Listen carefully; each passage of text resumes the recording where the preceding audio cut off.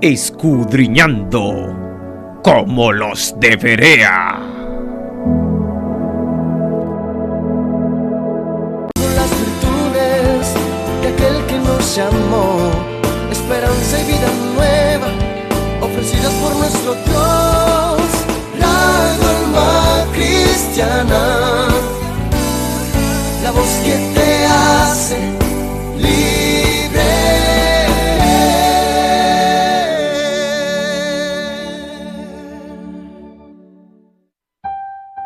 Y estos eran más nobles que los que estaban en Tesalónica, pues recibieron la palabra con toda solicitud, escudriñando cada día las Escrituras para ver si estas cosas eran así.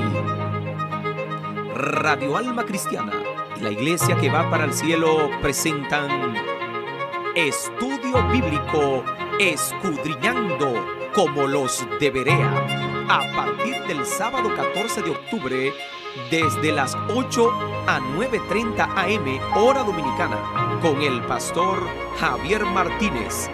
Únete a nosotros y adquiere más conocimientos de las Sagradas Escrituras, escudriñando como los de Berea.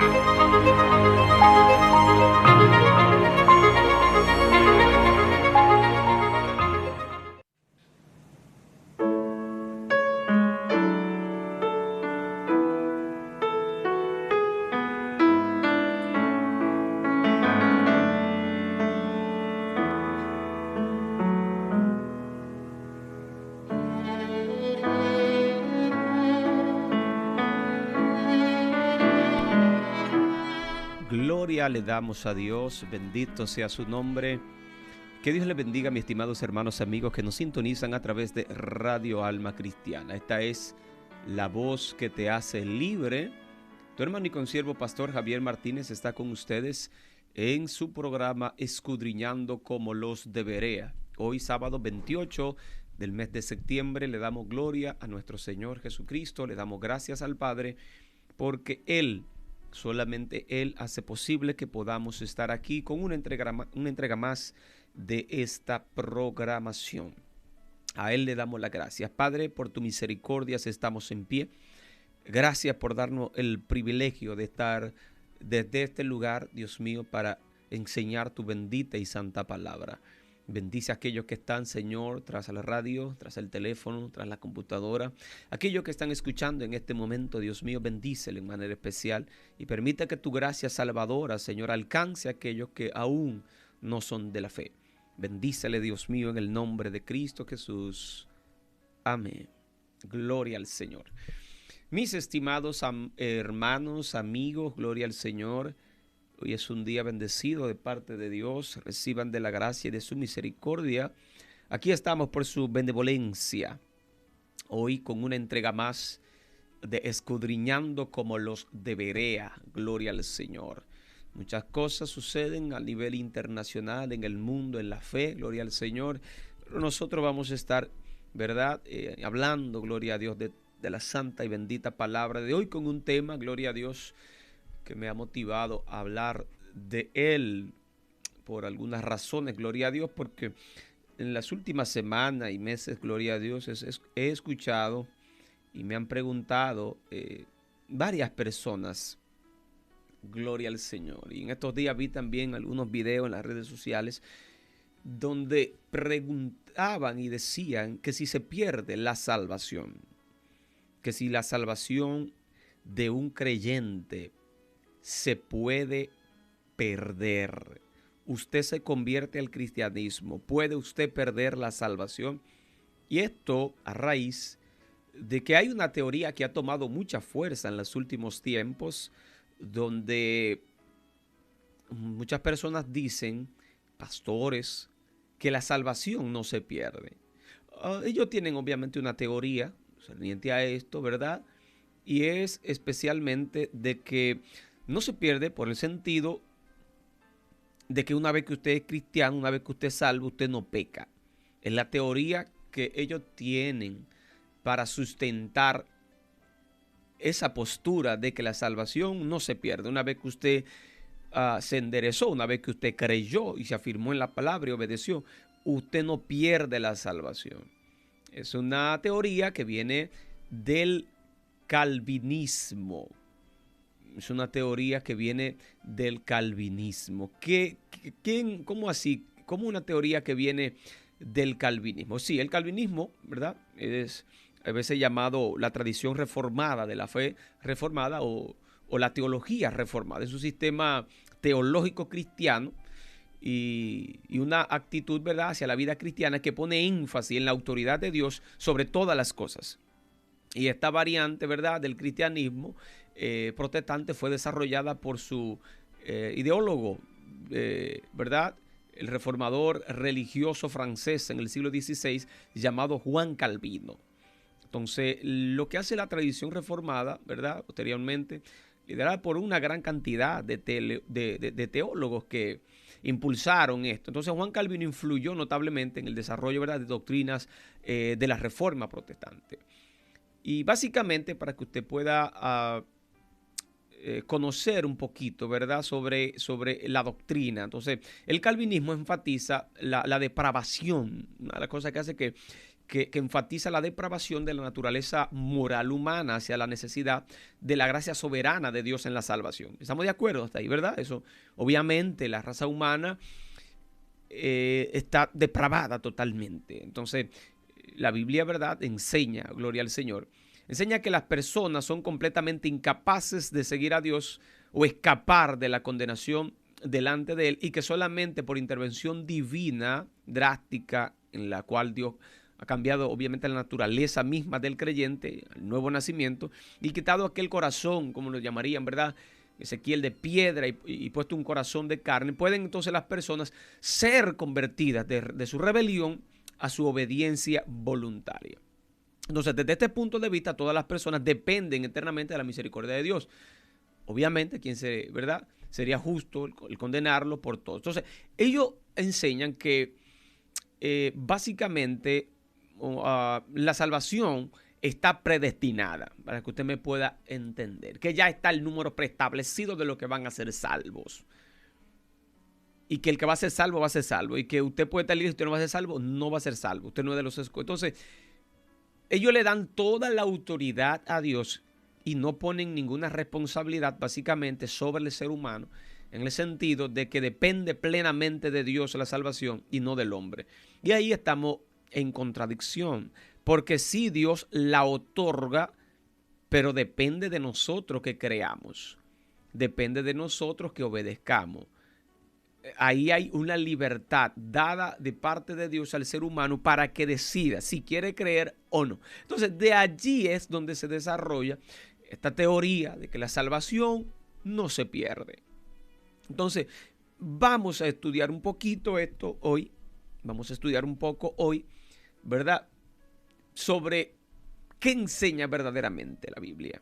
Eso es lo que dice la Biblia, que no se pierde. Bueno, vamos simplemente a estudiar. Vamos a estudiar solamente como hacemos aquí. Aquí no juzgamos, ¿verdad? Aquí no es lo que hacemos.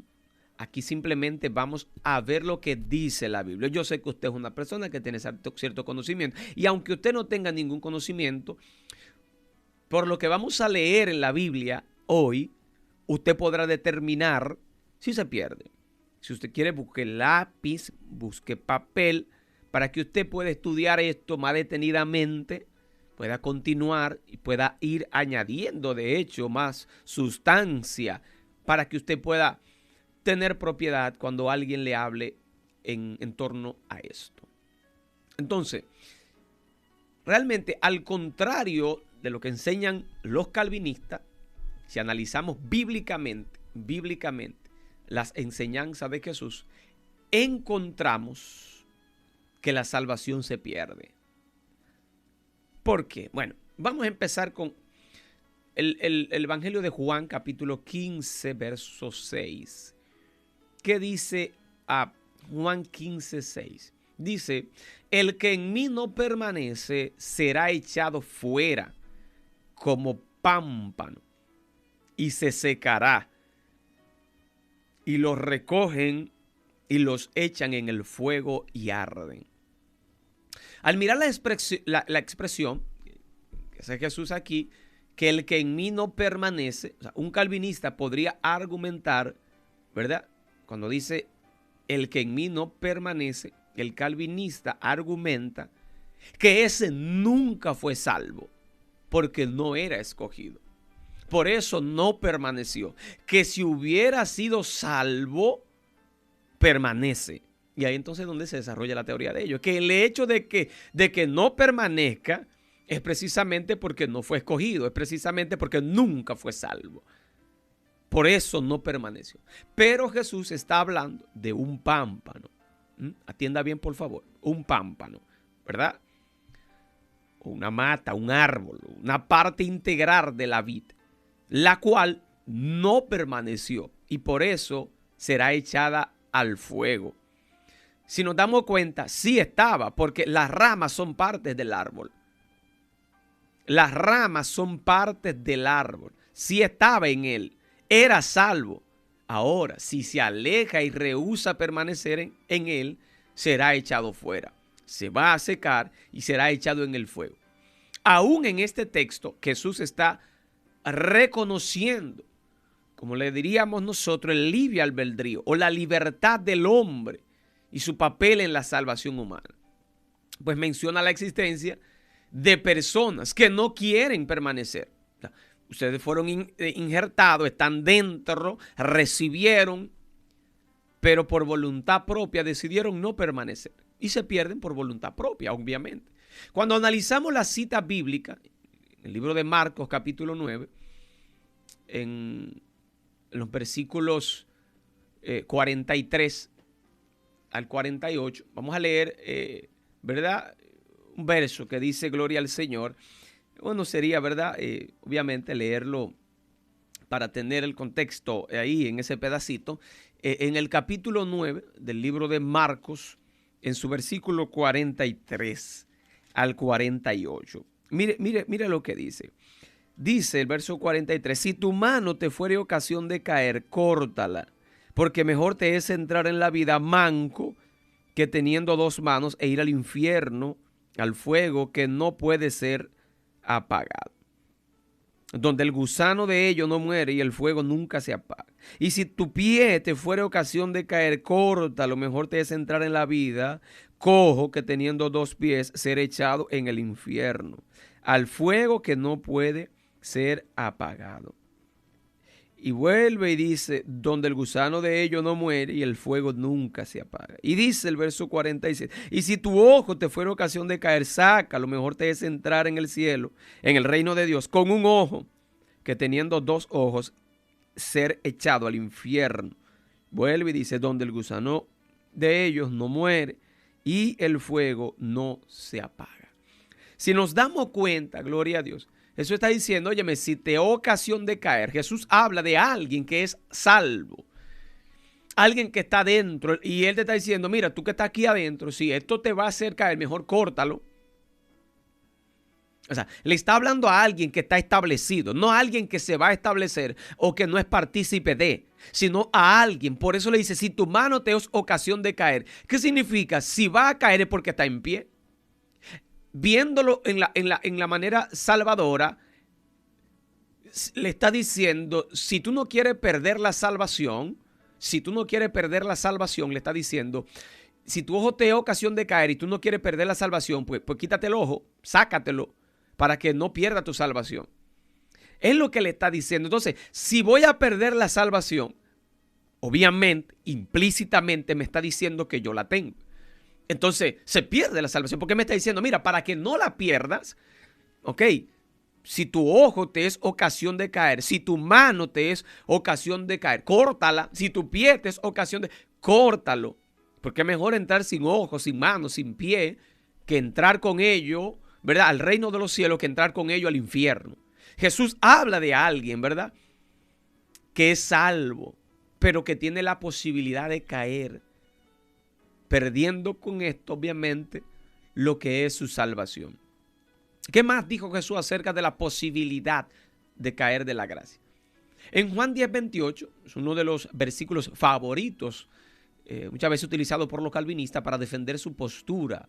Y dicho texto dice, y yo les doy vida eterna y jamás perecerán, y nadie las arrebatará de mi mano. Esta es, por decirlo así, uno de los textos favoritos de la corriente del calvinismo.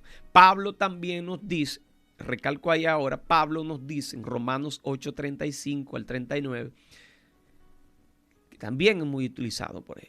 ¿Quién nos separará del amor de Cristo? Tribulación, angustia, persecución, hambre, desnudez, o peligro, o espada. Dice, como está escrito, por causa de ti somos muertos todo el tiempo. Somos contados como ovejas de matadero. Antes, en todas estas cosas, somos más que vencedores, por medio de aquel que nos amó, por lo cual estoy seguro que ni la muerte, ni la vida, ni los ángeles, ni principados, ni potestades, ni lo presente, ni lo porvenir, ni lo alto, ni lo profundo, ni ninguna otra cosa creada nos podrá separar del amor de Dios que es en Cristo Jesús, Señor nuestro. Bien, es verdad que nadie nos podrá arrebatar de la mano del Padre y del Hijo, que Dios nos da vida eterna y no temporal. Es verdad que Dios nos ayuda a perseverar, pero eso no niega la realidad de la posibilidad de apostasía. Y el calvinismo lo niega, a pesar de que la Biblia lo afirma. Es decir, cuando hablamos de la apostasía, son personas, ¿verdad? O cuando la Biblia lo llama apóstata, son personas que habiendo creído, habiendo estado en una enseñanza, se desvían de ella, la niegan, rehúsan de ella, apostastan de la fe. Es la verdad, Cristo nos guarda. Ahora bien, el Espíritu, dice 1 de Timoteo capítulo 4, escuche lo que dice Pablo a través de este libro de primera, ¿verdad?, de Timoteo, en su capítulo 4, específicamente en su verso 1 y 2. Dice, pero el Espíritu dice claramente que en los postreros tiempos algunos apostatarán de la fe, escuchando a espíritus engañadores y a doctrinas de demonios. Mire lo que dice. Pero en los postreros, primero dice, el Espíritu dice claramente, ¿verdad? El Espíritu es que está diciendo que en los postreros tiempos, ¿cuáles son los postreros tiempos? Bueno, precisamente donde nosotros estamos viviendo. Estamos viviendo los tiempos finales. ¿Por qué lo decimos? No, porque la Biblia, cuando usted la estudia, así determina por los hechos y acontecimientos que están ocurriendo en nuestro tiempo, son las señales que Dios nos deja para entender en qué tiempo estamos viviendo. Y las señales que estamos viendo, el comportamiento del ser humano, las cosas que están sucediendo, son las que nos llevan a nosotros a decir que estamos viviendo en los últimos tiempos. No porque nos los inventamos, sino porque la Biblia lo explica y dice que cuando pasen ciertas cosas y en los últimos tiempos pasarán esto y esto. Entonces, si estamos viendo lo que la Biblia dice que son lo que dan, lo que marcan, identifican los últimos tiempos, entonces por eso determinamos que estamos en los últimos tiempos. Entendiendo esto, entonces, determinamos que en el tiempo en que estamos viviendo son los últimos tiempos. Entonces dice que para ahora el Espíritu habla claramente que en estos tiempos algunos apostatarán de la fe, escuchando espíritus espíritus engañadores y doctrinas de demonios. Y ahora más que nunca nosotros estamos viendo cómo mucha gente se está distorsionando de la verdad. Mucha gente está buscando distintos tipos de corrientes filosóficas, espirituales. Mucha gente del evangelio se están convirtiendo ahora mismo al judaísmo y a muchas cosas extrañas y dándole pie, ¿verdad?, a un evangelio diferente, como dijo el apóstol Pablo, ¿verdad? Un evangelio diferente. Entonces, ¿qué parte del Espíritu dice claramente? En los posteriores tiempos muchos apostatarán de la fe. No entienden los calvinistas para decir que es imposible apostatar. Ellos dicen que no, que alguien que creyó no apostata. sino que permanece. Sin embargo, la Biblia está diciendo que muchos, que algunos, ¿verdad?, apostatarán. O sea, si habrán apóstatas fue porque ellos estuvieron cimentados en la verdad en algún tiempo, porque alguien que esté en la mentira no puede apostatar por el hecho de que ya ha sido siempre apóstata. Solamente puede ser apóstata alguien que estuvo en la verdad, permaneció en ella por un tiempo, pero ahora está rehusando de ella. Gloria al Señor. Entonces, la realidad de la apostasía es la motivación de la exhortación de la carta de los Hebreos, si nos damos cuenta.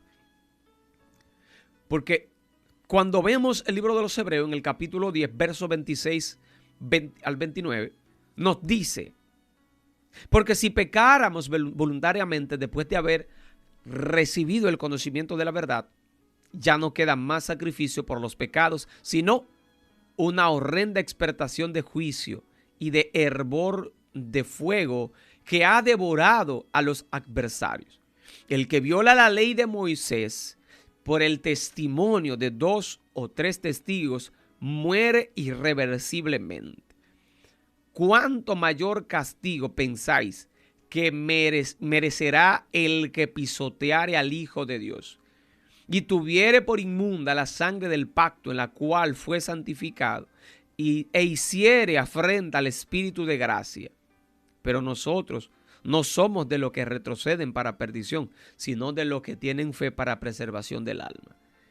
Y miremos allí, gloria a Dios, cómo nos escribe el escritor de los Hebreos de aquellas personas, ¿verdad?, que pecan voluntariamente después de haber recibido el conocimiento. Y nos habla de hervor, de lo que viene, de lo que va a pasar.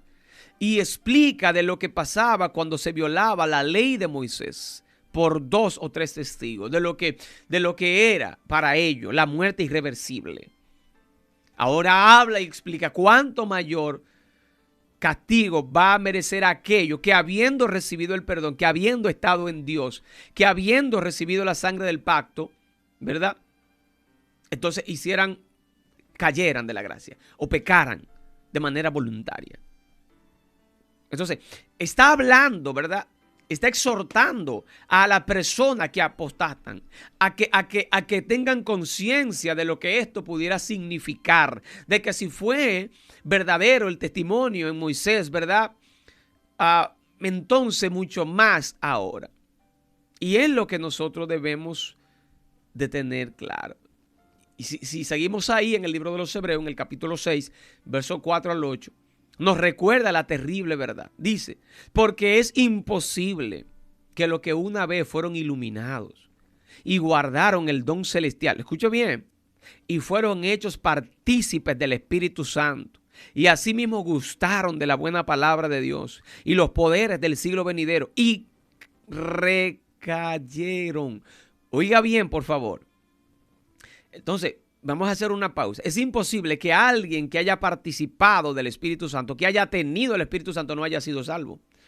Por eso dice, porque es imposible que los que una vez fueron iluminados, tuvieron a Dios y gustaron, disfrutar del don de Dios, del don celestial, y fueron hechos partícipes del... Dios no le da el Espíritu Santo a aquellos que no son salvos. Y dice, y gustaron de la buena palabra de Dios y de los poderes del siglo venidero. Y dice, y recayeron.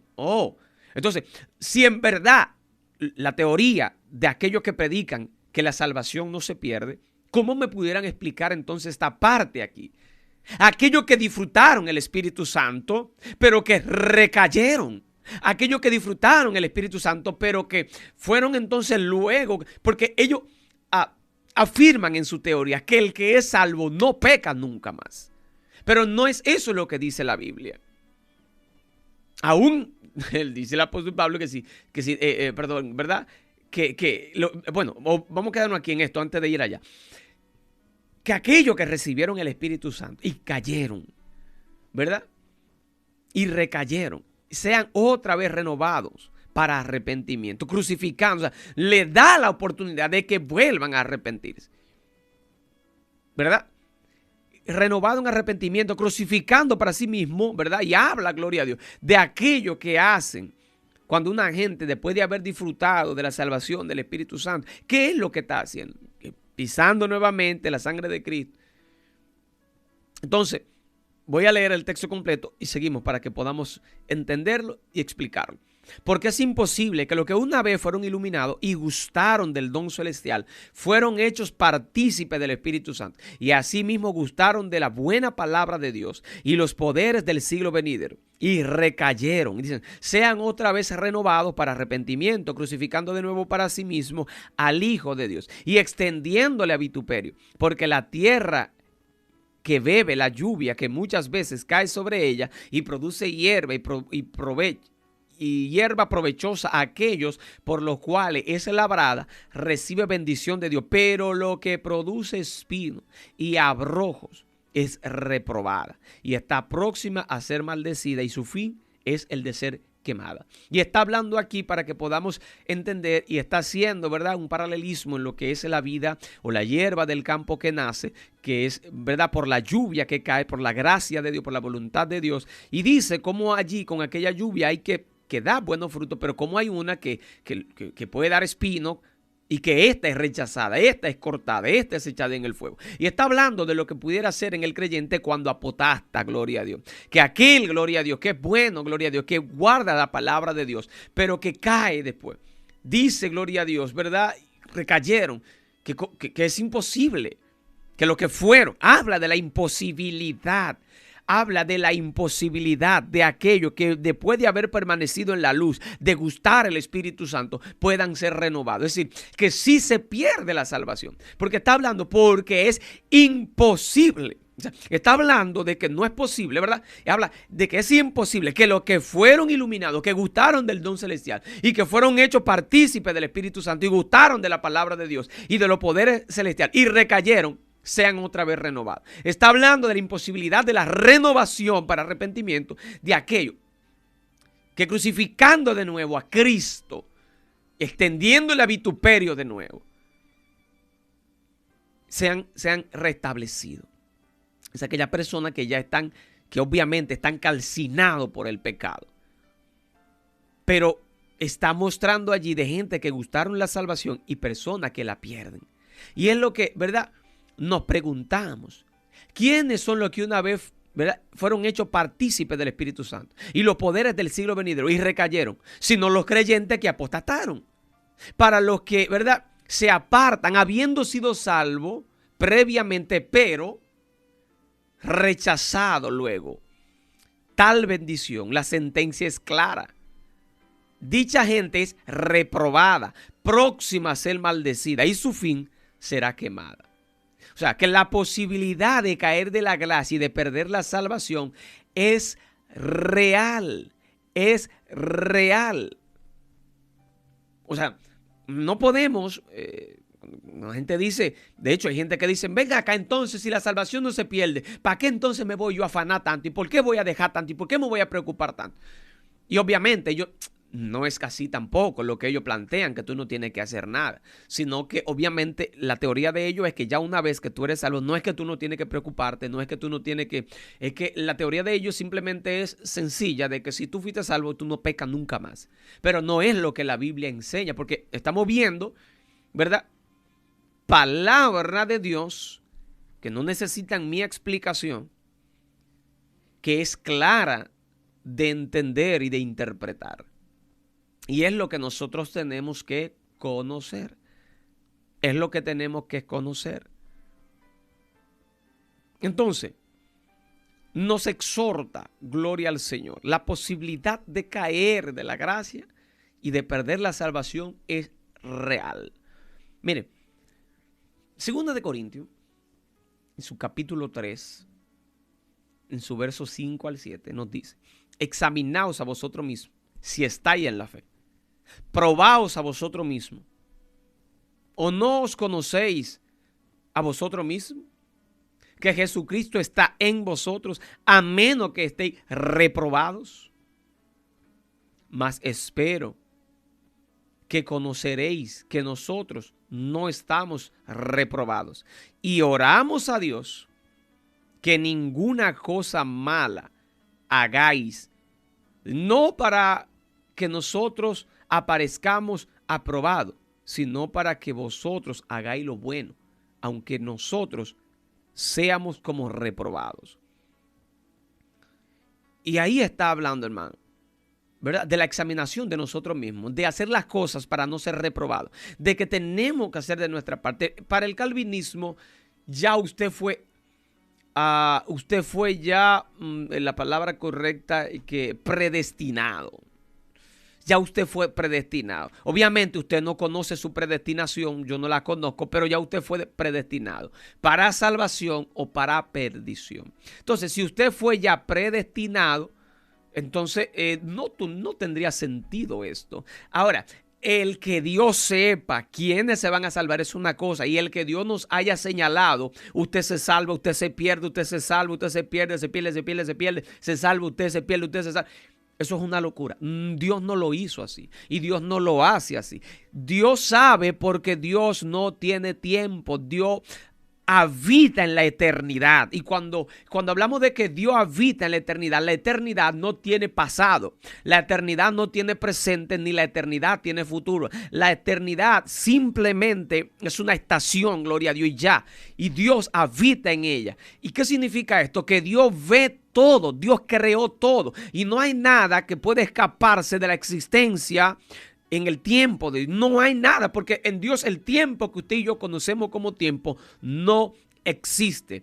Dios está en la eternidad, y en la eternidad, entiéndase, no hay tiempo porque no hay mañana. Así de sencillo. Como no hay mañana, no hay tiempo, tampoco hay ayer. No lo hay, para que lo entendamos. Entonces Dios sabe el que se va a salvar. ¿Por qué? Por la decisión que la persona tomó en nuestro tiempo. Gloria al Señor. La decisión que usted toma, ya Dios la sabe. Porque para mañana, que es usted, o para dentro de 5 años, que para usted no ha llegado, ya en Dios está. O sea, ya Dios sabe todo. Para Dios no existe ayer, de modo que Él conoce. Para Él no existe mañana. ¿Por qué? Porque Él está viendo, Él está viviendo mañana. Él vive en la eternidad. Él vive. Como Él vive, no hace falta que amanezca para que Él sepa. Entonces, en esta sabiduría, en esta sapiencia de Dios, es que Él conoce quién se pierde y quién se salva. Por eso es que Él dice, muchos son los que se pierden. Porque cada uno tomó su decisión. Usted tiene la decisión de creer o no. Cuando vemos el texto de Juan 3:16, que Dios de tal manera amó al mundo que dio a su Hijo unigénito. Y explica, claro, para que todo aquel que en Él crea no se pierda, mas tenga vida eterna. O sea, el creer es lo que te da a ti la oportunidad de recibir la salvación. Pero el apostatar de esa fe te puede llevar a perderla. Entonces, es lo que usted tiene que entender. Y por eso es que dice también, Mateo 7, 13 y 14, dice, Jesús dice, entrad por la puerta estrecha. Entrad por la puerta estrecha, porque ancha es la puerta y espacioso el camino que lleva a la perdición. Y dice, y muchos son los que entran por ella. Porque estrecha es la puerta y angosto es el camino que lleva a la vida eterna. Y dice, y pocos son los que la hallan. Entonces, Él no está exhortando, hermanos. Pero los calvinistas pretenden usar estos versículos para afirmar que el número de los elegidos, es decir, que ya fueron escogidos por Dios, es reducido. Sin embargo, más que probar, ¿verdad? El calvinismo, más que probar con esta teoría, el calvinismo prueba el libre albedrío, la posibilidad del hombre dada por Dios de responder a la salvación. Usted y yo tenemos que responder. La salvación fue dada, pero usted y yo tenemos que decidir si la tomamos. Por eso dice, poco la hallan. O sea, escogieron ellos el camino a seguir. Ellos escogieron. Pocos las hallan. No pocos fueron conducidos allí. No pocos le fue dada. No, pocos la hallan. ¿Por qué pocos la hallan? Porque pocos decidieron seguir ese camino. Escogieron ellos el camino a seguir. No fueron forzados por Dios de forma irresistible. En otra oportunidad, Jesús advirtió a sus siervos a ser fieles. Y Jesús dice, en el libro de Mateo, capítulo 24, en su verso 45, él dice, ¿quién es pues el siervo fiel y prudente, el cual puso su señor sobre su casa para que les dé el alimento a tiempo? Oiga bien, ¿quién pues es el siervo fiel? Fiel, está hablando, y prudente, al cual puso su señor sobre su casa para que les dé el alimento a tiempo. Y dice, bienaventurado. Dice, bienaventurado. Gloria al Señor. Bienaventurado, dice. Y es ahí donde nosotros tenemos, hermano, que por favor entrar, ¿verdad? Es ahí donde nosotros tenemos que, ¿cuál es el fiel, el siervo fiel y prudente? El cual puso a su señor sobre su casa para que les dé el alimento a tiempo. Bienaventurado el siervo, oiga, bienaventurado, al cual cuando venga su señor lo haya haciendo así. Y dice, de cierto os digo que sobre todos sus bienes lo pondrá. ¿A quién? Al que permanece fiel. Pero dice, pero si aquel siervo malo, ¿verdad? Cambiando la historia de siervo fiel a siervo malo. Pero si aquel siervo malo dice en su corazón, bueno, aquel que se le entregó la casa, que se le entregó los bienes para que los cuide, después dice, mi señor tarda en venir, y comienza a golpear a sus consiervos y aún a comer y a beber con los borrachos. Dice, vendrá el señor de aquel siervo en el día que éste no espera y a la hora que no sabe, y lo castigará duramente y pondrá su parte con los hipócritas. Allí será el lloro y el crujir de dientes. Y aquí yo quiero que usted y yo veamos esta historia desde las dos perspectivas. Número uno, el que se hizo malo no fue malo siempre. El Señor le dejó la casa a él, le dejó los bienes a su cuidado. Y si le dejó los bienes a su cuidado era porque lo conocía. Nadie le deja sus bienes a alguien que no lo conoce. Cuando usted le otorga a alguien la autoridad sobre lo que es suyo, es porque usted le conoce, es porque hay familiaridad, confianza. De modo, gloria a Dios, que en esta historia podemos desmontar de nuevo la teoría de que la salvación no se pierde. Porque aquel siervo que fue fiel, que se le entregó, que se le dejó, dice, bueno, tú lo hiciste excelente, te voy a premiar, te voy a recompensar. Pero aquel siervo que también se le dio la confianza, pero que se viró, se tornó, y empezó entonces a hacer lo contrario. Y yo, bueno, el que me dejó aquí cuidando esta casa se olvidó y este no vuelve más por aquí. Y dice, bueno, ahora el dueño de esto soy yo. Ya este no viene. Como este no viene más, yo voy a hacer con estos siervitos que están aquí, con su consiervo. Voy a hacer con esto. Yo lo voy a castigar a esto. Y a esto yo le voy a sumergir. Esto lo voy yo a poner a que me sirvan. Y lo voy a golpear. Y yo voy a ser el Señor ahora. Primero Jesús habla del siervo fiel y prudente, que recibirá recompensa cuando venga su Señor. Después habla, ¿verdad?, de este siervo malo, que cree que su Señor está tardando en venir. Y comienza a maltratar a su consiervo y a emborracharse. Y Jesús está hablando de un siervo que llegó a ser fiel y malo. Fue fiel y después fue malo. De alguien que en otro tiempo servía a su Señor. No se refería a uno que conocía a su dueño. En otras palabras, un creyente que comienza a hacer lo malo. Es decir, alguien que está firme en la fe, pero que luego empieza a hacer lo malo. Cae de la gracia. Viene su Señor en aquel día, ¿verdad? El día que se espera, gloria a Dios. ¿No será así también la venida del Señor? Gloria a Dios, ¿verdad? Ese siervo que era bueno pero hizo malo, ¿verdad? Será castigado. El lloro y el crujir de dientes en el fuego.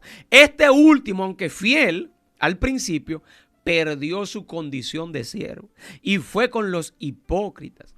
Y es que la Biblia es clara, estimados, al afirmar que una persona que haya conseguido la salvación, al depositar su fe en Jesús, puede perder esa salvación. Y por lo tanto, la salvación, hermano, gloria a Dios, la Biblia exhorta, mire, en el libro de Judas, sí, en el capítulo 3, Judas 3:5, Judas tiene un solo capítulo, en el verso 3 al verso 5, dice, amados, por el gran empeño que tenía en escribiros acerca de nuestra común salvación, dice, he sentido la necesidad de escribiros, exhortándoos a contender, escuche esto, ardientemente por la fe que una vez para siempre fue entregada a los santos.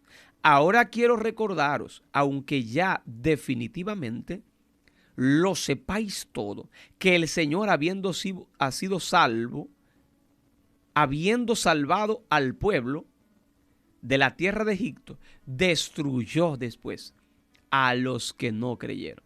Lo salvó a todos, pero luego condenó a los que no creyeron. Es decir, aunque todos gozaron de la salvación, al final no todos la disfrutaron. Aunque al principio todos fueron rescatados, no todos disfrutaron de la tierra prometida. Estimados, por eso habla de contender ardientemente por la fe, de que pudiera ser que nosotros hayamos recibido la gracia, la salvación, pero que después, al no mantener la fe, perdamos tal salvación. Y es lo que tenemos, hermano. Esto quiere decir que hay que mantenerse fiel, que requiere esfuerzo personal. No crea que sin usted hacer nada, que si usted no hace lo que la Biblia recomienda, demanda, usted podrá ser salvo. No hay forma, estimados. No hay forma. Por eso es que el apóstol Pablo, cuando le habla a los filipenses en el capítulo 2, específicamente en el verso 12, dice, ocupaos de vuestra salvación. Y dice, con temor y temblor. Con temor y temblor. Ocupaos. Si la salvación no se pierde, ¿para qué me voy a ocupar? Si ya yo sé que soy salvo, si recibí la gracia, ¿verdad? ¿Para qué entonces me voy a ocupar? ¿Para qué me voy a esforzar si no se pierde? Ya yo soy salvo. Está bien, estoy en la gracia, estoy en la verdad. Sé que guardo la palabra. Entonces, tranquilo, me voy a recostar en mi casa, no voy a hacer mucho, no me voy a afanar. Entonces, no es lo que la Biblia dice. Reitero, obviamente, la teoría, a mi entendimiento, porque yo no me gusta manipular la verdad. Ellos no dicen tampoco, el calvinismo no es que dice tampoco que tú no tienes que hacer nada. Y reitero nuevamente, la teoría de ellos se basa en que una vez usted es salvo, no peca. Que una vez usted en verdad ha sido limpiado, usted no vuelve a ensuciarse. Sin embargo, no es lo que la Biblia dice, que es donde yo reitero. Por eso es que ellos estiman, no es que ellos dicen que usted no tiene que hacer nada. No, porque obviamente si usted fue salvo, según el contexto de ellos, ¿verdad? Usted hace todo lo que hay que hacer. Usted es una persona entregada a Dios, es una persona que hace lo que Dios demanda, que cumple con lo que Dios establece. Por ende, entonces usted hace todo lo que la Biblia demanda porque usted guarda la palabra y se supone que usted no peca. Si usted no peca, usted guarda todo lo que dice la Biblia. Y si guarda todo lo que dice la Biblia, usted predica en la calle, usted exhorta, usted liberta, usted enseña, usted adoctrina, ¿verdad? Usted hace el bien, usted no roba, usted no miente, etcétera. Usted no hace nada de eso. Eso yo lo entiendo perfectamente y le digo, no está en mí manipular la información, ni tampoco mostrarlo a ellos como que son unos demonios. No, lo que yo creo es que están confundidos respecto a lo que si la salvación se pierde, quizás por una mala interpretación de la palabra o por no dejar que la misma palabra se interprete sola, sino darle una interpretación privada o, como diría, ¿verdad?, Pedro, privada. Gloria al Señor. Por eso es que nosotros no podemos hacer una interpretación a nuestras propias expensas, sino que la propia palabra tiene su propia explicación. Por eso es que al estudiar la palabra nosotros tenemos que estudiar el contexto histórico de cuando se habló, sociológico, político. ¿Para qué? Para que podamos entender por qué se escribió eso y para quién, por qué. Por eso es la importancia de nosotros estudiar homilética, para que podamos determinar, para que podamos ver cuál es la razón de cuando se escribió esto y no simplemente para que hagamos un análisis desde nuestra postura, desde nuestro día, sino que cada interpretación tiene que ir relacionada al tiempo que se escribió. Obviamente, yo tengo que ver eso también en mi tiempo, pero no fue para mí que se escribió directamente. Aunque me sirve a mí para salvación, se escribió, ¿verdad? Aunque es palabra, como es palabra de Dios, es viva. No fue algo que sucedió esporádicamente allí y se quedó allí, sino que la palabra de Dios es viva. ¿Qué significa? Que como es viva, ella permanece. que como es viva, cuando es viva, ella permanece. Y como permanece, ¿verdad? Porque tiene vida, no muere, también es útil hoy. De la misma manera que fue útil ayer. Pero entendiendo yo que no se escribió por lo que estoy viviendo yo hoy, sino por lo que estaban viviendo ayer. Pero como ella es viva, corre en todos los tiempos. Y es lo que yo quiero que usted entienda. Por eso que la palabra es viva. Porque ella es funcional en todos los tiempos. La Biblia no fue escrita para una época. Aunque se escribió en una época, no fue escrita para una época. Y yo sé que usted me entiende porque usted es inteligente. Gloria al Señor. Entonces, por eso yo tengo que cuidar mi salvación con temor y temblor. La Biblia nos advierte de que los pecados graves, ¿verdad? No graves, perdón. Porque los pecados son pecados. No hay pecados graves, son estimulados por el impacto emocional que causa en el ser humano. Pero pecado, mentira y pecado, asesinato, aborto, es pecado, para que usted me entienda. Amén. Entonces, la Biblia nos advierte de que los pecados impiden que heredemos el reino de Dios. Eso hace.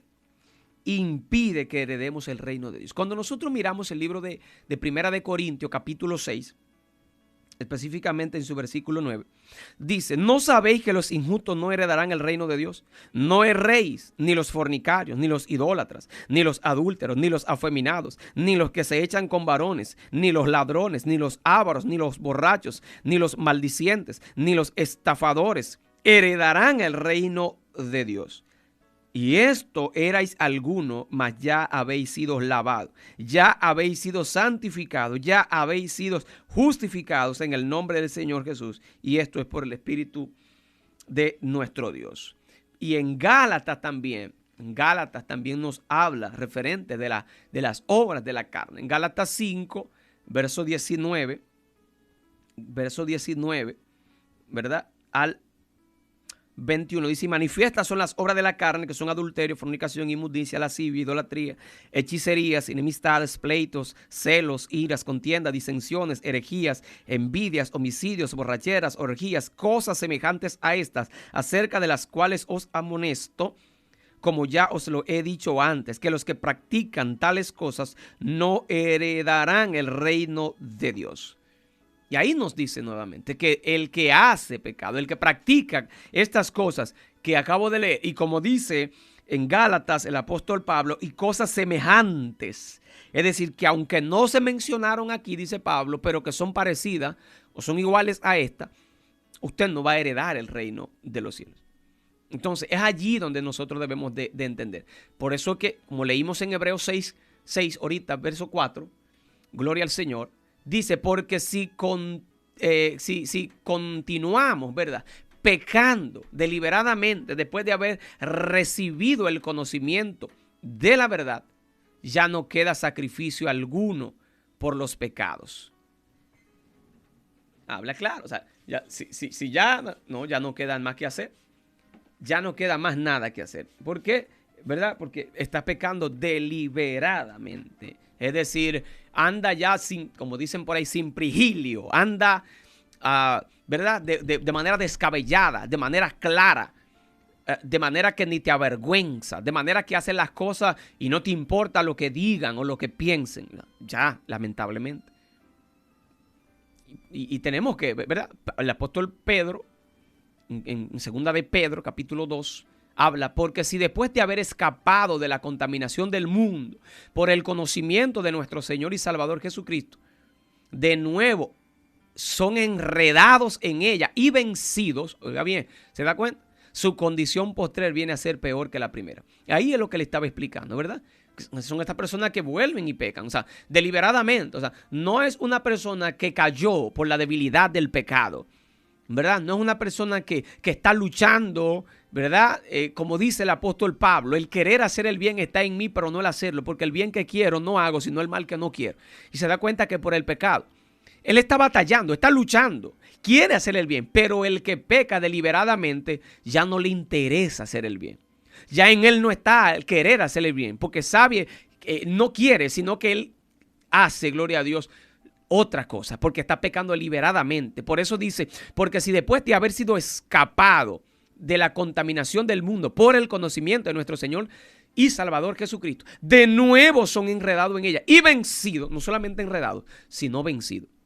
Entonces dice, su condición postrera viene a ser peor que la primera. Para que sea peor tu postrer estado que el primero, tú tienes que estar peor que como tú estabas antes de haber conocido y antes de haber convertido. Lo que da la interpretación clara entonces, a nuestro entender, de que esta persona, ¿verdad? Cayeron, o sea, estuvieron bien, pero cayeron, perdieron la salvación. Cayeron. Por eso dice, pues hubiera sido mejor para ellos no haber conocido al camino de la justicia que habiendo conocido, apartarse del santo mandamiento que le fue dado. Y ahí es donde yo quiero que entendamos que la salvación sí se pierde. Si alguien a usted le está diciendo que la salvación no se pierde, mire, perdóneme, pero está errado. No lo digo yo.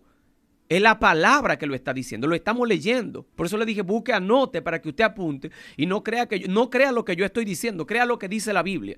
Obvie mi comentario sobre lo que yo digo, obvie mi opinión sobre lo que yo estoy diciendo, obviela, bórrela, porque yo me puedo equivocar. Más siga la palabra, porque ella es verdad, ella no se equivoca. Sígala a ella, lo que yo le he estado hablando, los versos que le he ido enseñando, estúdialo usted y pida al Espíritu Santo que le dé revelación. Por eso que dice Pedro, les ha sucedido a ellos según el proverbio verdadero. El perro vuelve a su propio vómito y la puerca lavada vuelve a revolcarse en el cielo. Cuando ya se dijo, ¿verdad? Este tipo de teoría, obviamente, yo sé que quizá los hermanos que son protestantes, cristianos, pero de la teología calvinista, no lo hacen con la mala intención, y sé tampoco que no lo hacen como forma de estimular a la gente para que no hagan nada y para que pequen. Aunque a veces hay gente que lo puede, a ello, lo puede presentar así, pero yo sé que esa no es la verdad, no. Yo no puedo hablar mentiras, ni tampoco puedo decir que ellos lo hacen con la intención para que la gente siga pecando, ni puedo decir que son del diablo. No, no lo son. Hermano, nos equivocamos, erramos. Yo puedo estar equivocado en muchas cosas y quizás mañana pueda recapitular. Y sé que he estado equivocado en otras tantas. Y lo sé, hermano. Pero a medida que voy adquiriendo conocimiento, voy recapitulando. Entonces, no voy a manipular la verdad tampoco diciendo que ellos hacen esto, como he visto a mucha gente, para que la gente peque. Que no importa, que la gente puede vivir como quiera. No, eso no es lo que ellos enseñan. Tampoco lo estoy diciendo. Estoy diciendo simplemente en el hecho que ellos están confundidos en el hecho de que no se pierde la salvación. Entonces, miren, porque ya el tiempo se me está acabando, gloria a Dios. Me queda un poquito, pero voy a tratar de resumir de manera breve, ¿verdad? Para que podamos terminar. Jesús destacó la importancia, mi estimado, de mantenerse fieles cuando se comparó a sí mismo con una vid, ¿verdad? Lo que vimos al principio. Y comparó a sus seguidores con las ramas de esta vid. Por un tiempo, ¿verdad? Algunos de ellos demostrarían sus frutos o acciones que tienen fe en él, pero más tarde dejarían de tener esta fe y serían desechados como una rama que no tiene fruto. Así que, ¿verdad? Perderían su salvación en la interpretación. Entonces el apóstol Pablo usó un ejemplo parecido cuando dijo que el cristianismo, ¿verdad?